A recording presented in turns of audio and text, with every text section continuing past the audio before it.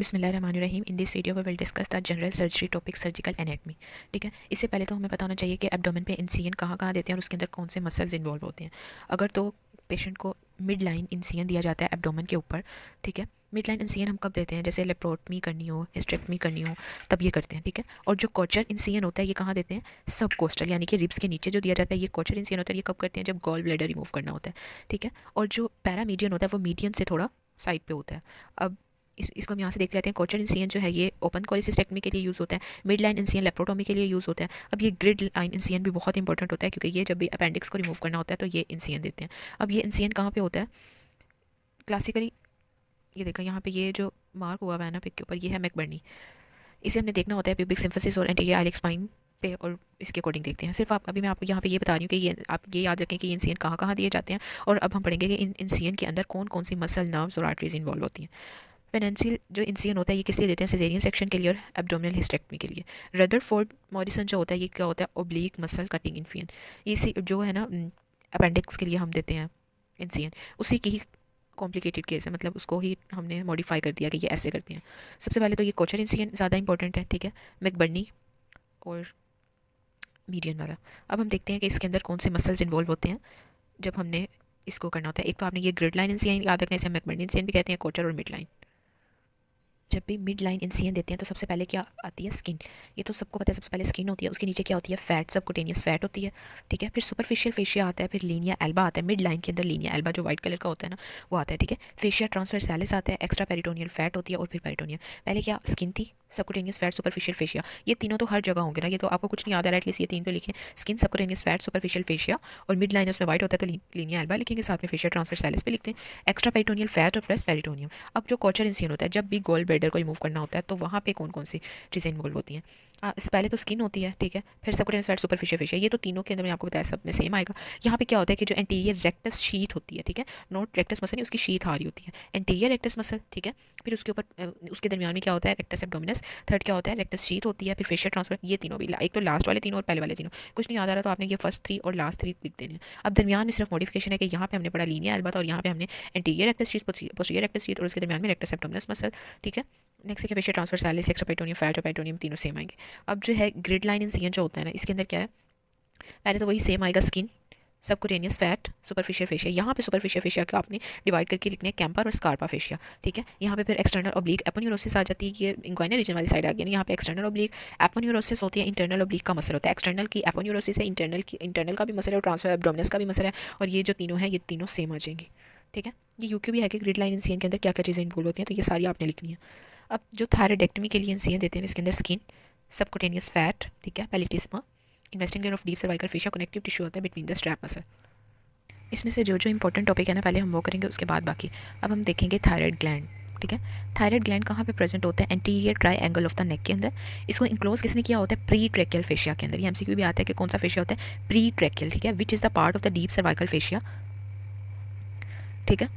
इसका वेट कितना होता है? 20 से 25 ग्राम का वेट होता है। 2 लोब्स होते हैं इसके, राइट और लेफ्ट, जो आपस में एक दूसरे से कैसे ज्वाइन हुए होते हैं? बाय दी थाइमस, ठीक है, which is the front of the second, third और फोर्थ ट्रैकियल रिंग के ऊपर। Projection from the isthmus, isthmus से एक प्रोजेक्शन निकल रही होती है, जिसे हम क्या कहते हैं? Pyramidal lobe. एक तो पोस्टीरियर लोब हो गए, ठीक है, इसके अलावा ये क्या हो गया? Pyramidal lobe. अब थायराइड ग्लैंड को किसने सप्लाई किया होता है? इसकी आर्टेरियल सप्लाई, ये भी बहुत, थायराइड ग्लैंड पूरा ही बहुत इंपॉर्टेंट है, ठीक है। अगर आप इसको यहाँ से पढ़ेंगे तो सिस्टेमिक से करने की जरूरत नहीं पड़ेगी, इसकी एनाटॉमी तो बेहतर है इसके यहीं पे अच्छे से कवर कर लें।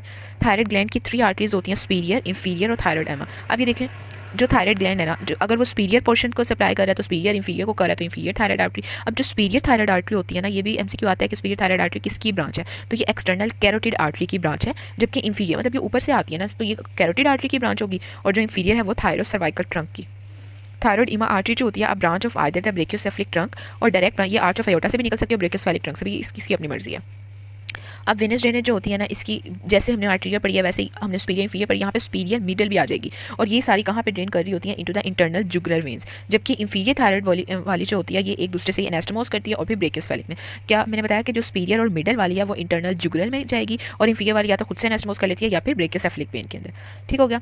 अब जो थायराइड ग्लैंड होता है ना, ये ड्रेन करते हैं into the deep cervical lymph node. अब हम नर्व, थायराइड ग्लैंड की नर्व से हमने आर्टेरियल सप्लाई पढ़ ली, नर्व मैंने सप्लाई पढ़ लिया, अब हम नर्व सप्लाई पढ़ेंगे। 2 तरह की नर्व्स होती है, रिकरेंट लेरेंजियल और एक्सटर्नल लेरेंजियल, ठीक है। रिकरेंट लेरेंजियल नर्व जो होती है ये ब्रांच होती है वेगस नर्व की, ठीक है। इसकी नर्व सप्लाई देख रहे थे कि जो थायराइड ग्लैंड होता है ना, इसकी दो तरह की नर्व है, रिकरेंट लेरेंजियल और एक्सटर्नल। रिकरेंट लेरेंजियल नर्व जो होती है किसकी ब्रांच होती है, वेगस नर्व की, जो कहाँ पे रन कर रही होती है, ट्रेकियो एसोफेजियल ग्रूव के अंदर। ट्रेकिया और एसोफेगस के अंदर ग्रूव बना होता है, उसके अंदर से पास कर रही होती है ये, ठीक है। इट सप्लाइज, और ये लेरिंग्स के तमाम मसल को सप्लाई करती है एक्सेप्ट द क्रिकोथायरॉइड। हमने काफ़ी दफ़ा पढ़ा हुआ है कि लेरिंग्स के मसल को रिकरेंट लेरेंजियल करती है, जो एक रहती है उसको करती है external laryngeal nerve. It supplies all the muscles of the larynx except the cricocorticoid thyroid and is the major nerve supply of the vocal cord. Greater care should be practiced during thyroidectomy के अंदर हमने इसको avoid करना होता है damage करने से, ठीक है। एक्सटर्नल लेरेंजियल नर्व जो होती है ना, ये किसकी ब्रांच होती है, सुपीरियर लेरेंजियल नर्व की, ठीक है। ये हमने पढ़ा एक्सटर्नल रिकरेंट जो है वेगस की है, जबकि एक्सटर्नल जो है ये सुपीरियर लेरेंजियल नर्व की ब्रांच है। और ये कहाँ से अराइज कर, ये भी वेगस नर्व से करती है, लेकिन ये उसकी सुपीरियर लेरेंजियल नर्व की ब्रांच होती है। It run close to the superior thyroid vessel and supply the cricothyroid muscle. Cricothyroid muscle क्या होता है, बेसिकली ये एडक्टर होता है वोकल कॉर्ड का। अब एक बार दोबारा से रिवाइज कर लें, इसकी आर्टीरियल सप्लाई हमने क्या पढ़ी, सुपीरियर और इंफीरियर थायरॉइड, ठीक है। सुपीरियर वाली जो थी वो कहाँ पे जा रही थी, एक्सटर्नल कैरोटिड में, इंफीरियर वाली थायरॉइड सर्वाइकल ट्रंक पे, और जबकि थायरॉइड आइमा आर्टरी जो है ये ब्रेकिस वाली ट्रंक और या फिर ब्रांच ऑफ थायरोटा से अराइज करती है। अब जो वेनस ड्रेनेज होती है ड्रेन करती है सुपीरियर और मिडल जो है वो कहाँ जाती है, थायरॉइड वेन्स के अंदर, और जो इंफीरियर थायरॉइड वेन है या तो खुद से नस्मस करेगी या फिर ब्रेकिस वेन में जाएगी, ठीक है।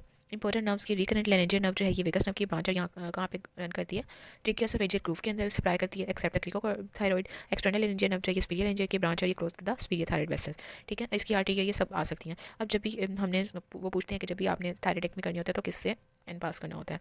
इसमें structure encounter from skin to thyroid gland during the thyroidectomy. Thyroidectomy के दौरान कौन से मतलब सबसे पहले तो स्किन आती है, फिर सबक्यूटेनियस टिश्यू, यहाँ पे प्लेटिस्मा आता है, investing layer of the deep cervical fascia आता है, और साथ में स्ट्रैप मसल आते हैं, थायरॉइड, ओमो, स्टर्नो और स्टर्नोथायरॉइड, ठीक है। पहले आपने क्या याद रखना है, 3 तो हाइयोइड वाले हैं और 1 थायरॉइड वाला है, ठीक है। थायरोहाइयोइड, ओमोहाइयोइड, स्टर्नो है, थायरॉइड ऊपर है ना, फिर नीचे स्टर्नो में स्टर्नोहाइयोइड और ओमोहाइयोइड, और फिर क्या आ गया स्टर्नोथायरॉइड, एक है सिर्फ थायरॉइड वाला, वो है स्टर्नोथायरॉइड, ठीक है। थायरॉइड ग्लैंड की एनाटॉमी, अब हम इसके यूक्यूज देखते हैं पहले।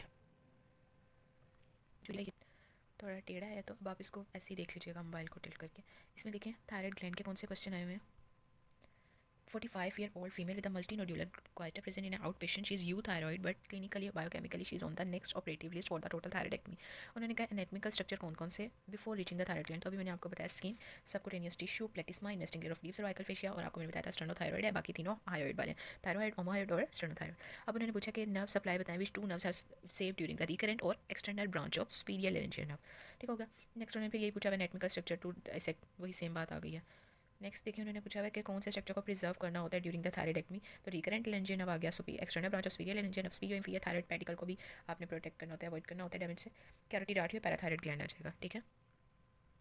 नेक्स्ट देखिए यहाँ पे उन्होंने पूछा है कि फीमेल है present with a large multinodular goitre for the 10 years, ठीक है। She underwent bilateral subtotal thyroidectomy. During the surgery, Gaucher colon incision was made. Upper and the lower skin flaps were raised. Cervical fascia incised readily in the midline.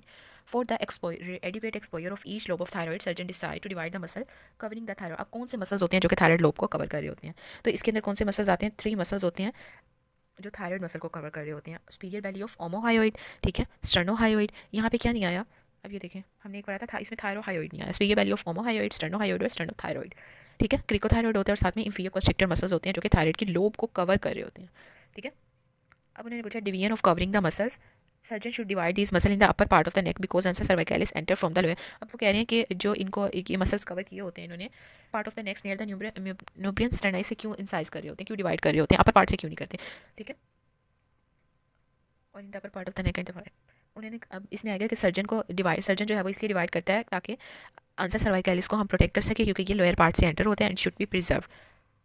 अब उन्होंने पूछा muscle covering the thyroid, अब आपने बतानी है nerve supply, ठीक है। Nerve supply जो 3 स्ट्रैप मसल है, स्ट्रैप मसल अभी कौन से मैंने आपको बताया, उसके अंदर सिर्फ थायरोहाइयोइड नहीं था, बाकी जो हमने याद किया वो तीनों थे, उन सबको कौन सप्लाई कर रहा होता है, आंसर सर्वाइकलिस, ठीक है। क्रिकोथायरॉइड को मैंने आपको बताया था क्या कौन कर रहा होता है, external branch of superior laryngeal nerve, ठीक है। बाकी जितने भी इंफीरियर कॉन्स्ट्रिक्टर हैं उन्हें क्या कर रही होती है, रिकरेंट लेरेंजियल नर्व ब्रांच, ठीक हो गया। नेक्स्ट देखिए इसमें वो कह रहे हैं कि मल्टीनोड्यूलर गोइटर है, कौन सी आर्टरीज को प्रिजर्व, तो वही अब आर्टरीज 2 आती हैं, सुपीरियर इंफीरियर, और वेन्स आती हैं सुपीरियर मिड और इंफीरियर। अब उन्होंने पूछा कि थायराइडेक्टमी के दौरान कौन सी नर्व को हमने करना होता है, रिकरेंट लेरेंजियल नर्व, ठीक है। आर्टरी कौन सी होती है, carotid artery, glands, parathyroid gland.